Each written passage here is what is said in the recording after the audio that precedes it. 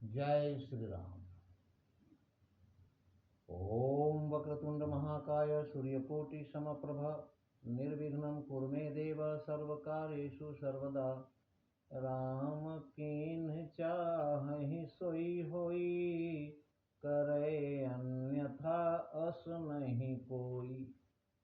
बेटी, माता का समय चल रहा है, नवरात्रि का समय।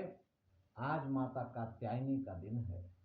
माँ इतनी दयालु है कि ऋषि कात्यायन की पुत्री बनकर जन्म ली अपने पुत्र को खुश करने के लिए। बेटी क्या है? आजकल कहते हैं बेटी बचाओ और बेटी पढ़ाओ, लेकिन एक पिता क्या किया? बेटी बचाया और बेटी पढ़ाया।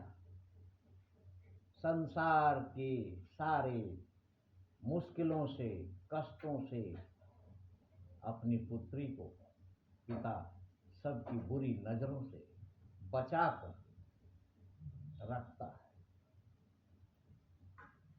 बेटी बचाया, बेटी पढ़ाया और अपनी पुत्री को यथाशक्ति जितना हो सकता है प्यार दिया, पढ़ाया, लिखाया।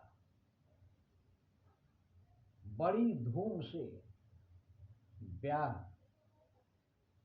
उसका रचाया।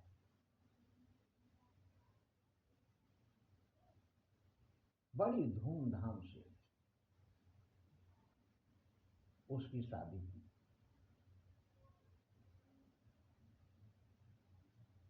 उसके बाद पिता का, एक पिता कैसे कहता है अपने आप से, क्या कहता है? बेटी बचाया और बेटी पढ़ाया, पिता का सभी धर्म हमने निभाया। बड़ी हो गई जब मेरी लाडली तो बड़ी धूम से ब्याह उसका रचाया। सारे फर्ज पिता के अदा किए। जिस बेटी पर किसी की बुरी नजर पड़ जाने पर पिता उसका खून तक करने के तैयार हो जाता था, वही पिता उसी पुत्री को एक ऐसे अनजान परिवार में दे देता है अपनी मर्जी से, जिस परिवार को उसने कभी सपने में भी देखा नहीं था। वहां पर उसकी पुत्री कैसे सुरक्षित रहेगी, ये एक विश्वास पर पिता भेज देता है अपनी पुत्री को। पिता कहता है विदा हो रही थी मेरी लाडली तो बताएं क्या,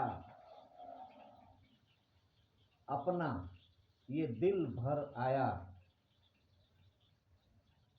किंतु यहां तक उस पिता के बस में था आगे, मगर उसकी तकदीर में क्या लिखा है अभागा पिता ये नहीं जान पाया। आगे उस पुत्री के भाग्य में क्या लिखा है ये अभागा पिता नहीं जान पाया। इसलिए पुत्री को अपने भाग्य के भरोसे छोड़ देता है। अगर पुत्र साथ में होता है, पुत्र जीवन भर पिता के साथ होता है, हर मुश्किल में, हर परेशानी में, हर उलझन में पिता से सलाह लेता है और पिता उसकी यथाशक्ति सहायता भी करता है। लेकिन पुत्री,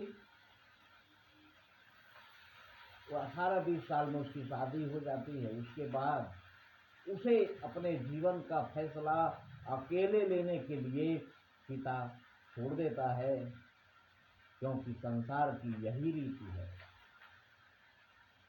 इसलिए जो पुत्री आपके घर में बहू बनकर आती है उसका विशेष ध्यान रखा जाए, क्योंकि बड़े विश्वास और बड़े अरमानों के साथ एक पुत्री विवाह के बाद अपने ससुराल पहुंचती है और ये सोचकर पहुंचती है कि यहाँ हमारे माता पिता बिछड़ रहे हैं, तो नए माता पिता हमें इसी रूप में प्राप्त होंगे जिससे हमें अपने माता पिता की कमी कभी महसूस नहीं होगी।